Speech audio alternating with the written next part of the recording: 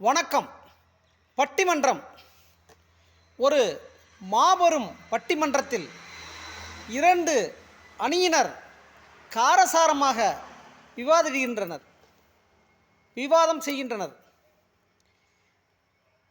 நடுவராய் வீற்றிருக்கும் ஒரு பேராசிரியர் பெருமகன் அந்த கட்டத்தில் தீர்ப்பு சொல்லியாக வேண்டும். இரு அணியினரும் மிகச்சரியாக, மிக துல்லியமாக, மிக லாவகமாக,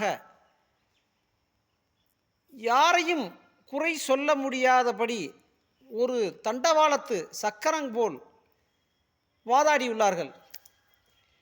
தீர்ப்பு சொல்லும் நிலையில் அந்த நடுவர் பேராசிரியர் பெருமகனார்.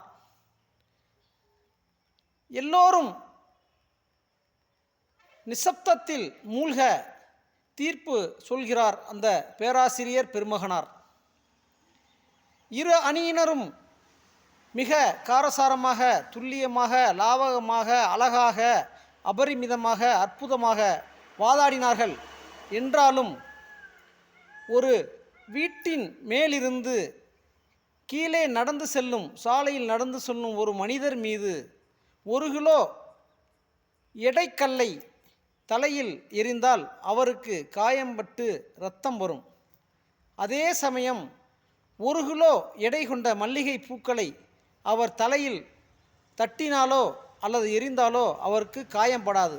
அந்த மாதிரித்தான் இரு அணிகளுக்கும் வார்த்தைகள் வித்தியாசம் என்று அவர் வார்த்தை ஜாலத்தை வெளிப்படுத்தினார். நன்றி, வணக்கம். கடலாடி தமிழ், கடலாடி ஏபிஎம் முருகன்.